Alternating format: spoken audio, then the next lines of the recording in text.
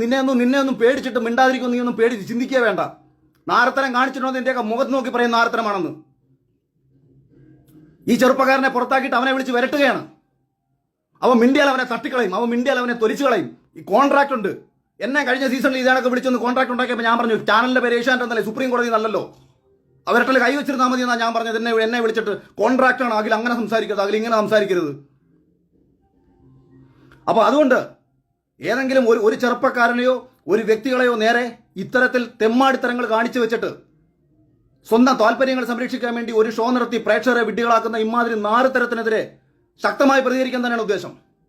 അത് എനിക്ക് ഇന്ന് ഇത്രയും വൈകാരികമായി ഞാൻ പ്രതികരിക്കാനുണ്ടായ കാരണം ഒരു ചെറുപ്പക്കാരനെ ആ ഷോയിൽ മികച്ച രീതിയിൽ പൊയ്ക്കൊണ്ടിരിക്കുന്നത് പ്രേക്ഷകർക്ക് എനിക്ക് തോന്നിയല്ല കേട്ടോ. ഞാൻ പറഞ്ഞത് പ്രേക്ഷകർക്ക് ഇഷ്ടപ്പെട്ട സിബിൻ എന്ന് പറയുന്ന ഒരു ചെറുപ്പക്കാരനെ ആ സീസണിൽ നിന്ന് പുറത്താക്കാൻ വേണ്ടിയിട്ട് നാറിയ കളികൾ കളിക്കുകയും അവനെ വിളിച്ച് ഭീഷണിപ്പെടുത്തുകയും അവനെ മാനസിക രോഗിയാക്കി ചിത്രീകരിക്കാൻ ശ്രമിക്കുകയും ചെയ്ത ഇവന്മാർക്കെതിരെ പിന്നെ പ്രതികരിക്കണ്ടേ?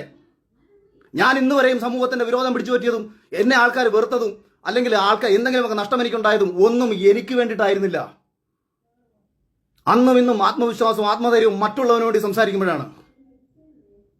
അതുകൊണ്ട് അതേ ആത്മവിശ്വാസത്തിലും അതേ ആത്മധൈര്യത്തിലും പറയുകയാണ്, ചെയ്യുന്ന നാറുത്തരത്തിനെതിരെ പ്രതികരിച്ചിരിക്കും.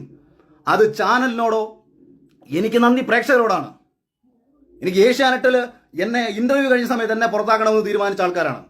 എന്നെ ആരാണോ ഈ കഴിഞ്ഞ സീസണിൽ എടുക്കരുതെന്ന് വിചാരിച്ചാൽ അയാൾ ആഗ്രഹിച്ച ആൾക്കാരാണ് റോബിനെ പുറത്താക്കണമെന്നും സാബുവിനെ പുറത്താക്കണമെന്നും രജത് കുമാറിനെ പുറത്താക്കണമെന്നും.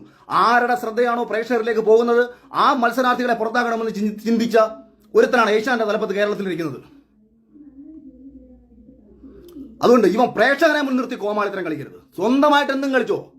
ബിഗ് ബോസ് നടത്തുകയോ മറ്റേ ഏത് റിയാലിറ്റി ഷോയും ഒരു ചാനലിൽ നടത്താം. ഒരു കോർപ്പറേറ്റ് ചാനലിന് കാശുണ്ടെന്നുണ്ടെങ്കിൽ എന്ത് തെമ്മാടിത്തരങ്ങളും ഷോയുടെ പേരിൽ കാണിക്കാം. പക്ഷെ പ്രേക്ഷകരുടെ നിർത്തിക്കൊണ്ട്, ഇതൊരു ജനാധിപത്യ രാജ്യമാണ്. വോട്ട് ചെയ്യുന്ന ഒരു പ്രേക്ഷകനെ കോമാളിയാക്കിക്കൊണ്ട് ഇത് വോട്ടടിസ്ഥാനത്തിൽ ഒരാളെ പുറത്താക്കും. ഞാൻ ഇപ്പോഴും പറയുന്നു, വോട്ട് എന്ന് പറയുന്നത് തന്നെയാണ് ബിഗ് ബോസിന്റെ അടിസ്ഥാന നയമെന്നാണ് 100% നിലവിൽ ഇതുവരെയും ഞാൻ വിശ്വസിക്കുന്നത്. കൃത്യമായ ഓഡിറ്റിങ്ങും കാര്യങ്ങളും ഉണ്ട്, അങ്ങനെ തന്നെയാണ് പോകുന്നത്. പക്ഷേ പ്രേക്ഷകരെ കോമാളിയാക്കി കൊണ്ടുപോവുകയാണ്.